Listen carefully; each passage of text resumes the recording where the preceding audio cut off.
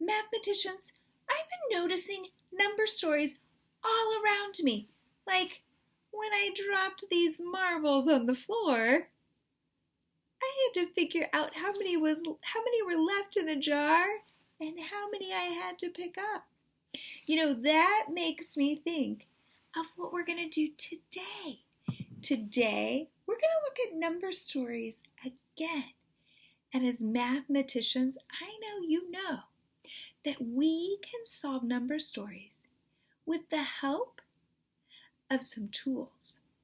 So you're going to need some tools. I want you to pause this and I want you to get some paper or a whiteboard and something to write with depending on what you chose. And then some kind of counter. Are you ready? Okay, press pause and go grab those things. Did you get them? Awesome. Well, like I was saying, mathematicians use tools to figure out number stories, but you're all pros at this.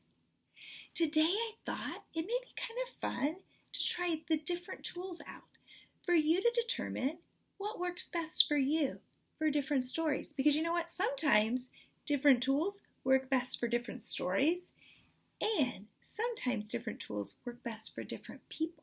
How about that? So we're going to listen to some stories, and I thought the first story that we're going to listen to, I'm going to act it out. And if you want to do it with me, you can do it with me. We know as mathematicians we need to listen to our number story before we do any figuring out, right? So listen to this one. Gail was holding 4 pencils.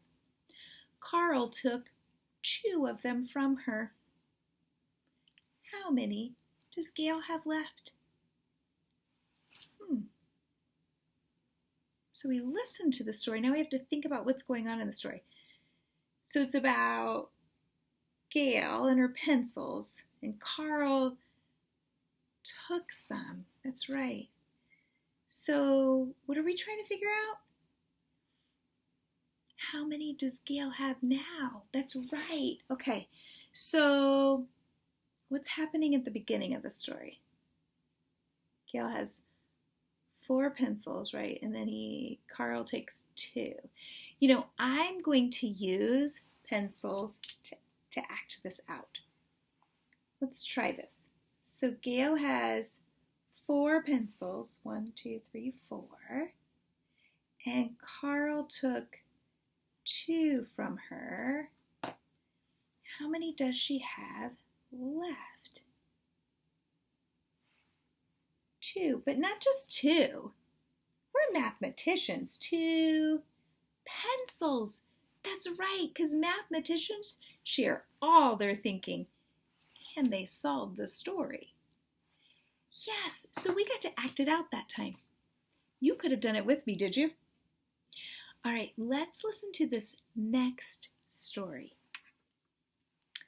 2 children were reading books. 2 more children decided to open up some books and read. How many children are reading books? So what's happening in this story? Right, children are reading books, and let's see, some were reading and then some more joined them, kind of, right? So how many are reading books? Ooh, okay, so I think this time I am going to draw this. You can too if you would like.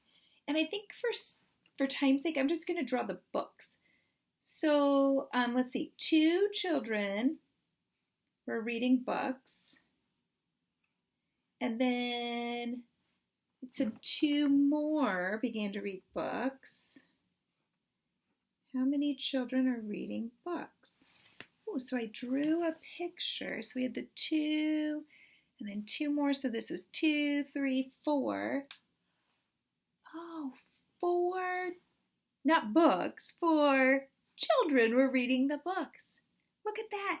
I even wrote a 4, and some of you may want to try to do that too, but not just 4, but 4 books. Yes, let's try one more. Let's try one more. There were 2 dogs in the yard, and 2 more came up to join them. How many dogs are in the yard? What is this story about? Right, it's about dogs. How many were there? Right, there were 2, and then 2 more joined them. So now we have to figure out how many are in the yard, right? Do you see how we were retelling that and thinking about what the story's about? So I think I'm going to use my counters this time. You may want to do this with me. So let's see. There were 2 dogs in the yard. And then let's see. 2 more came to join them.